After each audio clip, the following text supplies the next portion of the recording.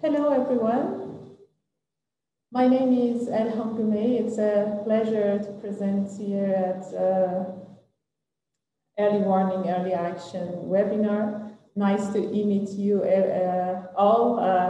I wish we had a chance to present individually and each other. It's, thanks to the innovation and technology that we can still have sessions like this online and share the data and knowledge that we have. I am presenting our work at the Space4Good team, remote sensing and artificial intelligence for peace. In this presentation, I will start talking, introducing our team as Space4Good, talking about us and the clients and services that we have. Then the tools that we use, which is GIS and remote sensing, the perspective on peace and safety applications, benefits and challenges that we have. Then I will introduce you some case studies that we had, conflict zones that we had a project with Carter Center, and then the Halo Trust project that we had in Yemen, and other projects that briefly explain and discuss some other projects. At Space4Good, we use novel information sources and actionable geospatial insights that leads us to increase operational efficiency as well as data-driven transparency. We use remote sensing, geoinformation, and artificial intelligence for social and environmental impact. We are a team of young and motivated people that's gathered for environment and for peace. I'm very happy to be part of the team. We are based in the Netherlands, The Hague. Our clients are global, and this allows us to stay at the international level, like working with different people, organizations all around the world, at the same time being connected to the local community and make this connection. As I said, we are located at the Hague Humanity Hub in the Netherlands, and we have 10 FTEs and a network of freelancers around the world that makes our team more active and more positive, give us more positive vibes. The services that we provide is monitoring and detection, assessment and mapping, data analytics, and modeling and prediction using the geospatial resources that we have. We develop models for different applications. And here I will explain you some of the projects that we had in the field of peace and security.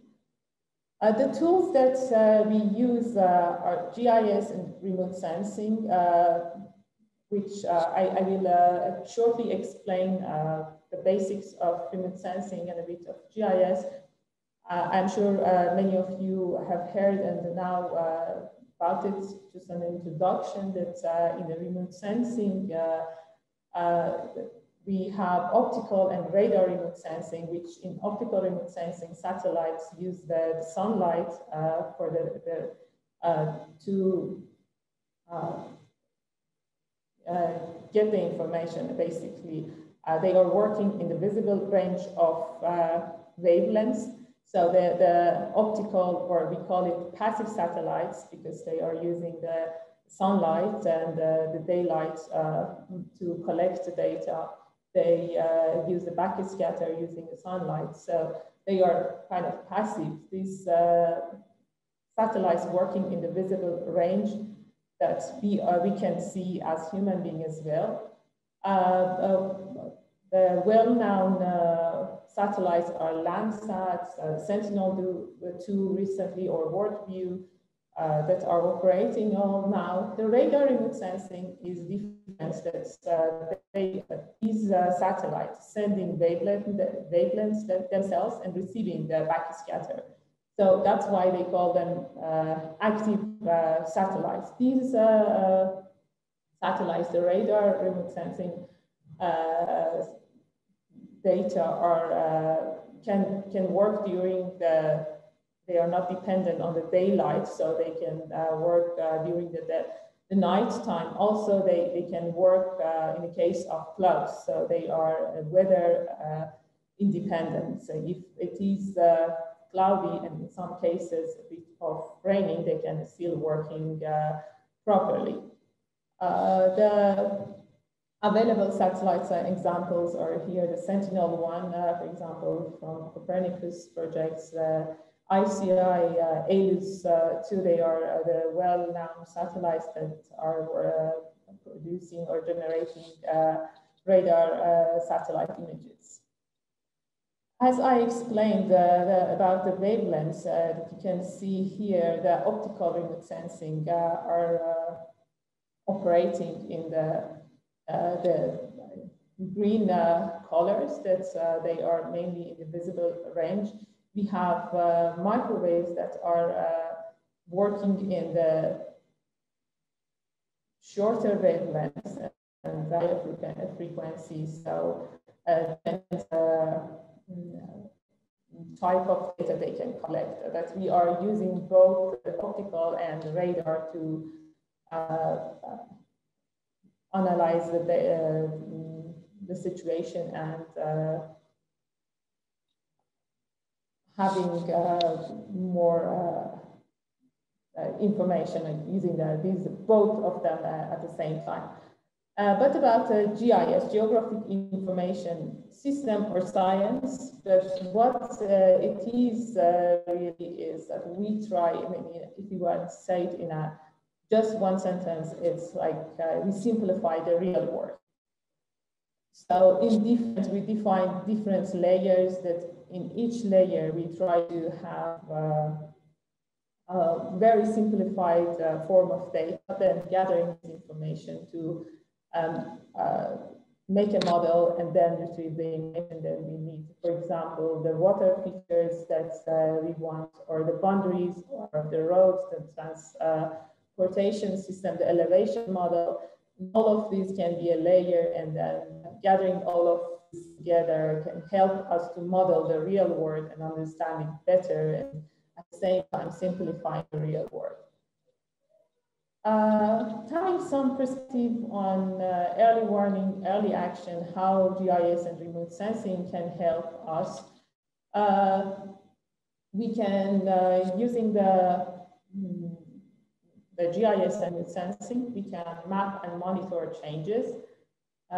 We can map and identify the suspected areas. We can, for example, delineate the minefield boundaries in case of a mine action, or also for a large overview of the conflict areas to understand how the conflict areas are related to each other, having a larger overview of these areas. In case of higher resolution data, we can have dimension and type of demolished area in examples of explosions and bombardments in the case of military situations. The challenges, but at the same time that these technology can help us, we still have some challenges using remote sensing in GIS data. First of all, the satellite data resolution.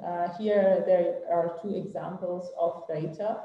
The one is the coarse resolution, and the left one is the coarse resolution, and the right one is the higher resolution at the same place. You can see that the higher resolution can help us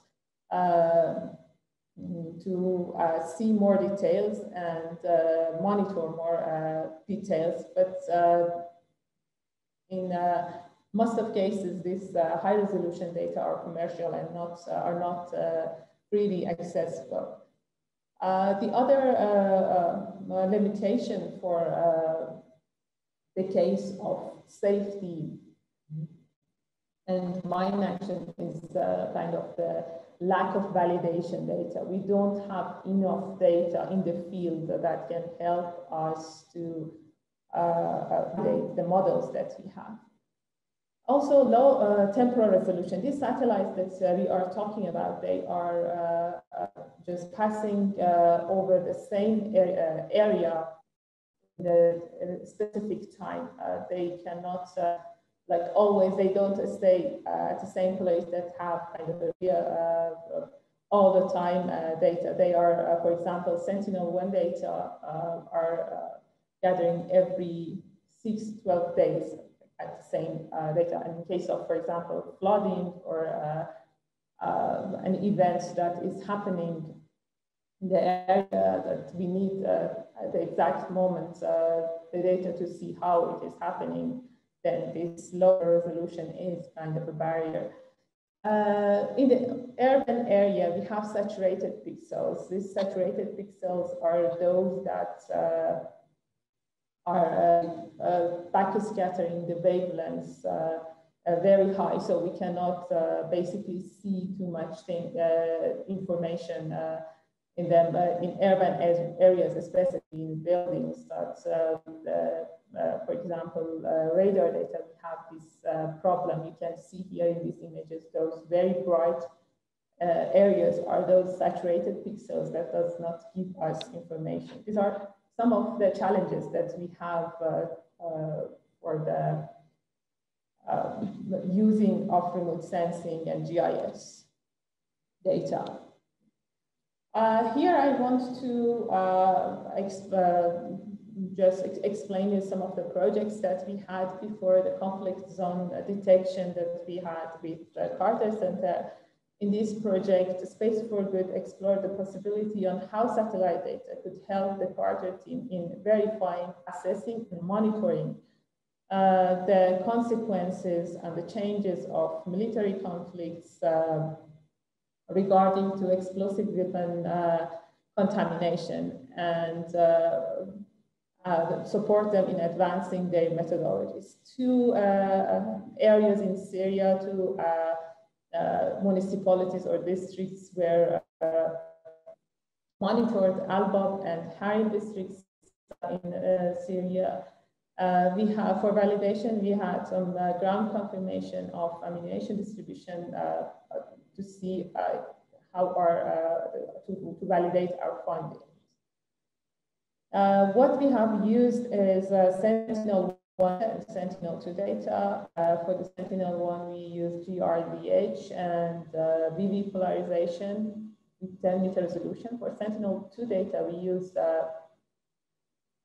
some bands, 5 bands of Sentinel-2 data, B2, 3, 4, 8, and 8A, near infrared and reflection, and the Sentinel-2 also data also has 10-meter resolution. For methods, we use optical change detection, pixel-based and object-based, and for the radar, we use multi-temporal change detection. Optical change detection, the pixel-based one, we use a dense time series to detect the patterns reflection, how the changes happen in the time series, if there is a sudden change in the pattern of this time series for each pixel. The Sentinel-2 data from 2015-2020 were used. The method allows for pattern recognition. This decreases the amount of false positive values. And in this method, we filter out the normal variation reflectance of each pixel. And a change detection on land cover classification was also used. We look at trends and patterns. Land use or land cover was classified using a decision tree method into 3 classes: fields with vegetation, fields without vegetation, or basically bare soil, and the other objects like water and urban areas. here you can see the changes. This green yellow pixels shows the changes that over the high resolution data. Of course, this is not the data that we had. And these are the changes at the time of effect. The pixel-based, the land cover classification, the black dots are the explosions that location of the recorded explosions, and the greenness shows the greenness of the area, the vegetation, and the brown color is the bare soil, and white shows the other classes. There is, we can see from the images, each image presents for each year, 2016, 17, 18, and 19. There is a correlation. You can see that there is a correlation between the dots that we have and the bare soil in the area that those explosions happens. When those explosions happen, we have less vegetation and more bare soil. Sorry. For the object-based classification method, you can see that we have cloud-free satellite images, and then clustering the data extract with explosion, and the process is here explained in this chart. You can see in this image that we tried to object-based classify you. You see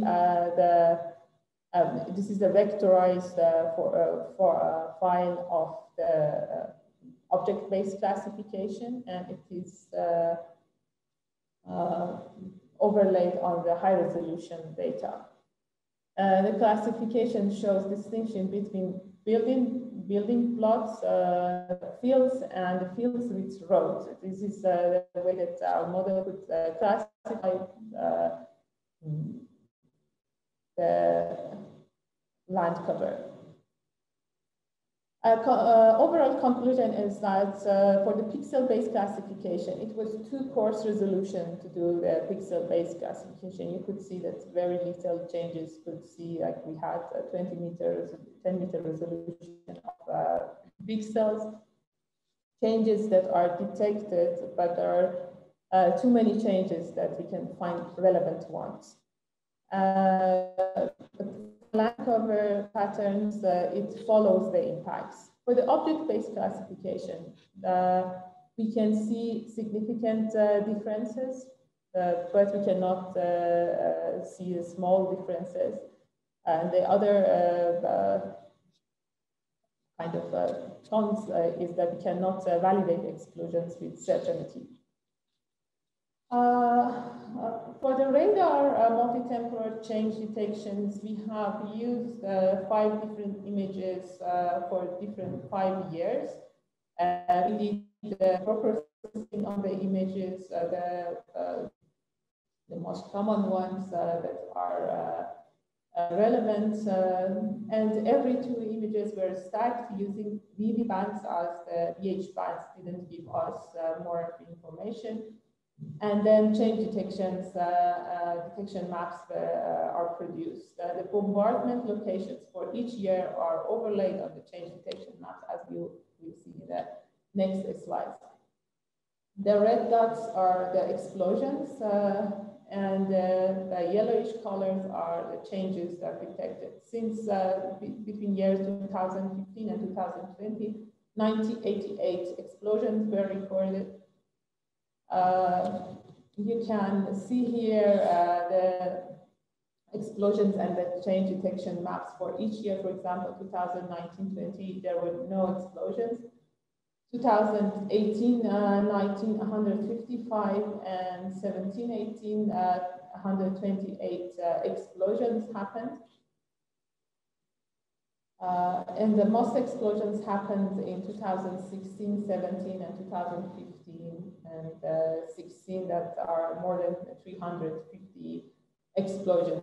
And there are more changes visible on the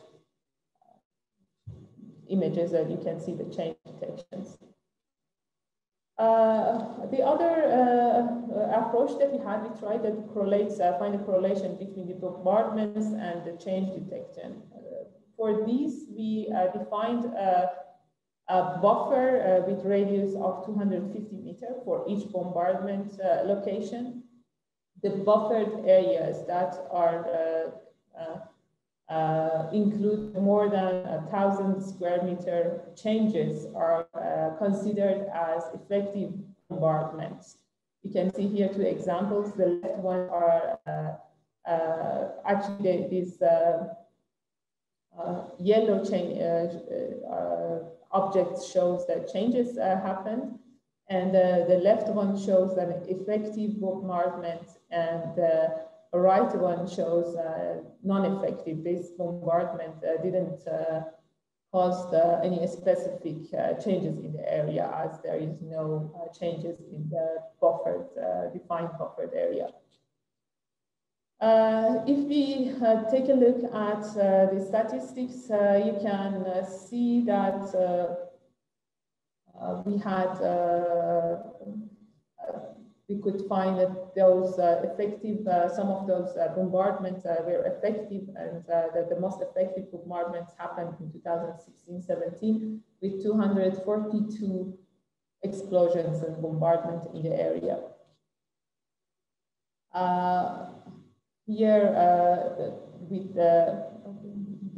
these are the dots basically shows the data that we had about explosions, and the red ones shows the explosions, and the yellow ones shows the effective ones, how they are spread over the area. 2016-17 that we had the most of changes happening. These are the data for each year.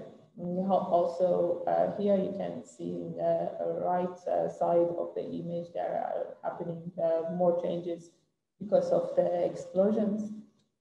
The results, the conclusions for the radar data results shows us that Sentinel-1 imagery are capable of detecting changes in the area of interest.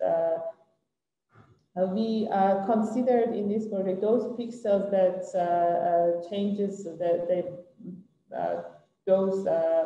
we try to filter out the changes, actually not considered all the changes. We filter out those remarkable changes, so those pixels that showed remarkable changes using a threshold. And the buffer zone helped us to detect those effective changes, those bombardments that were effective. But the disadvantages is that we cannot determine what are the changes. We can see the changes, but we cannot exactly see what are the changes. Many pixels in urban areas are saturated, and we cannot retrieve useful information from them. Another project, this project that I explained was in Syria, happening in Syria with the Carter Center. The new one is happening in Sitre, for Sitre ruin detection. The project was with Halo Trust. Noisy, we had different approaches for this under-NERT work on this project. We used optical time series approaches to see how changes happen. The changes are noisy but promising. The coloring shows that the timing of changes in the area actually.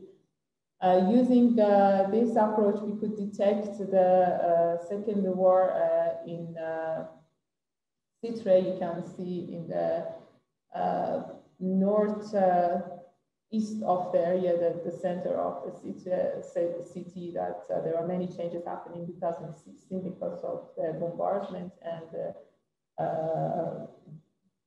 second war happening there. The other approach was radar amplitude differencing. The Sentinel-1 radar images with amplitude information was used. Data was in 2016 and November and June 2016. Also shows separation between the optical the changes, but it is not as clear as the optical one. We had some high resolution panchromatic data. The neighborhood, using this method, we generated a neighborhood system using Google Map Street. And then a damage square is defined as an indicator of devastation level. The color from red to blue shows the high changes to the low changes. You can see that the model could detect ruined area in the lower image. It's kind of a zoom into the area. It could detect those neighborhoods with highly changed or ruined buildings in them. The conclusion for is that the time series analysis using lower resolution data imagery is beneficial for detecting the timing of the event, as we could detect the war in Syria in 2016, and give us a larger overview of the event, while the higher resolution data is advantageous for detecting destroyed buildings and the neighborhoods in the level of buildings. We had also other projects. We have other projects. It's not regarding to the military events happening in the areas. We have the fire detection and deforestation happening, or environmental parameters that are causing the social conflicts.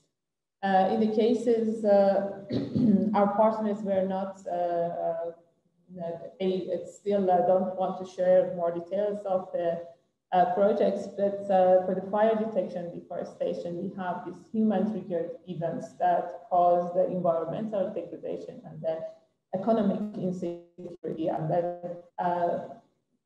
happening. These are the consequences at the end. We have social conflicts because of the fire happening in the area, then the forest degradation happening, deforestation, and people are getting poorer and poorer, and they then these social conflicts happens. The other projects, we have some climate shocks like drought or extreme rainfall, or the consequences of it is the flooding. That this flooding causes social conflicts. We are retrieving information using the social media as well, but seeing if there is any connection and correlation between flooding or drought happening in the area that causes social conflict in in Africa in general, because of the food insecurity and displacement, for example, because of either flood or drought that cause people change their location, and then at the end, there are some social conflicts. Understanding these drivers that causes the social conflicts can help us to make an early warning for the social conflicts. As I explained, the conclusion can be the early warning can help to avoid social conflicts. We cannot detect social conflicts, but we can see drivers, the measurable drivers. And our focus is on the drivers, that how these measurable drivers like flooding, like deforestation can help us to predict the social conflict and the chances of actual social conflict happening. We cannot validate it in the sense of, in what sense of if it happens, but we can help to hopefully reduce it or see that if we can protect it. Thank you very much. I hope this presentation was useful for you.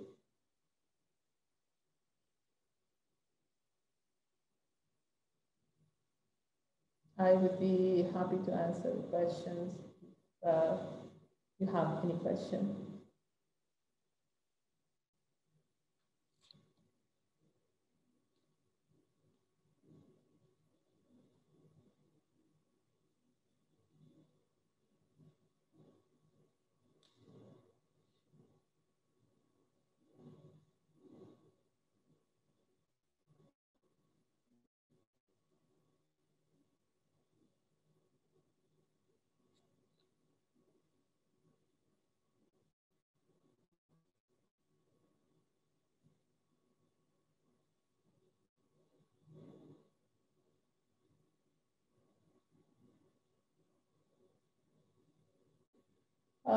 Answering the question, like what do we hope to be able to see in, let's say, in 2 years from now, given tech advancements?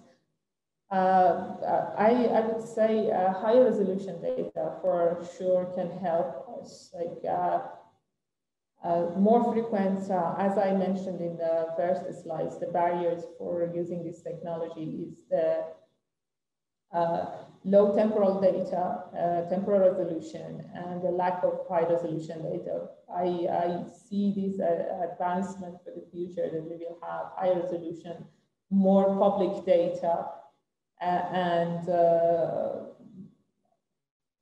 all the transparency in the case of the conflicts that can help us to validate the data. So the advancement in technology can help us to detect more changes and to understand the changes. Actually, one of the problems is that we can detect the changes, but we cannot validate what are these changes. So I would say that the high resolution data help us with this point, that we can have the help to see what are the changes, not only detect them.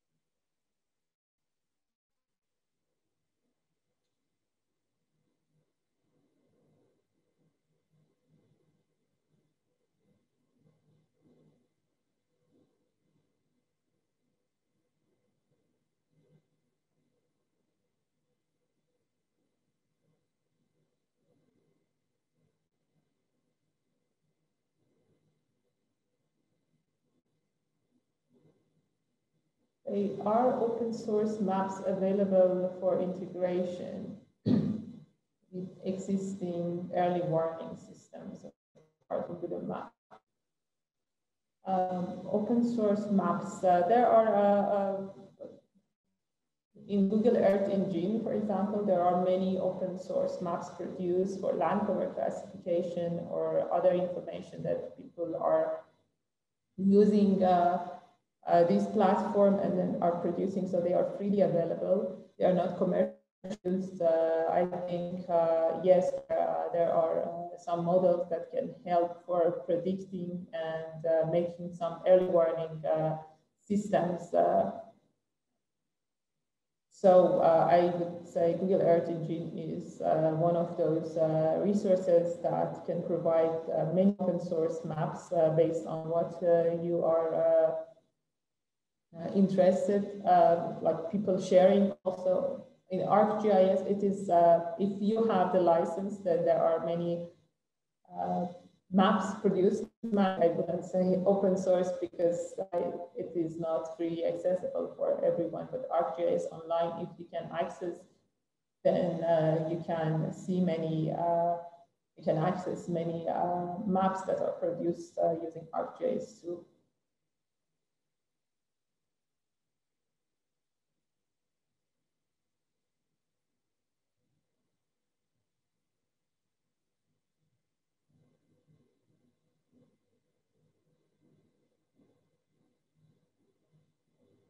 Pleasure.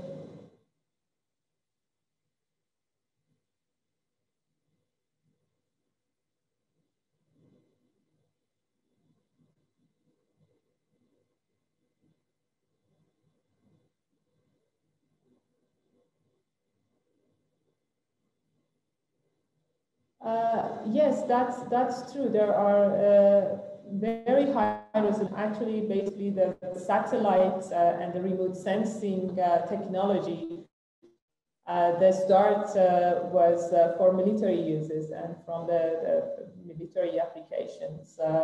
So they have very high resolution data. They are pioneer in this field, but for security reasons, they don't want to. It is not available for everyone and for the public access. As I mentioned, there are some also very high resolution. For example, world view is 1 meter resolution data that are commercial. You should pay for it, order it, and pay for the data. So the open source data are those coarser resolution is available for everyone, that every people can use it. For the cases of military applications, you need to have the permission to use the very high resolution data, either by buying them or having access to the specific department or working for a specific military department that allows you to access to those data.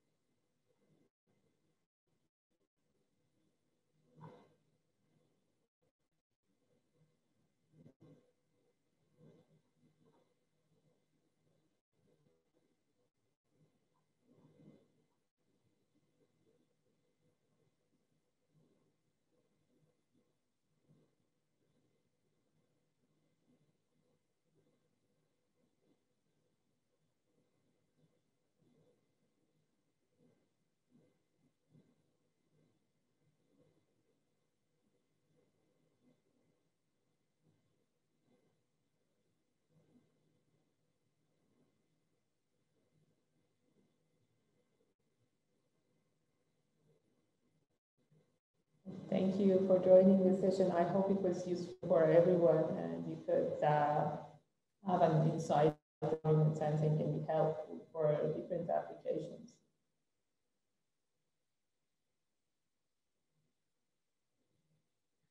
Actually, it is very common to hearing that remote sensing and GIS, geoinformation science is useful for different environmental actions and topics, but having it and using it for peace and security applications is a kind of a very new field, and seeing a new application and how recording data and having field data can be helpful to have a kind of early warning system and have more peace in all around the world is useful and helpful, really.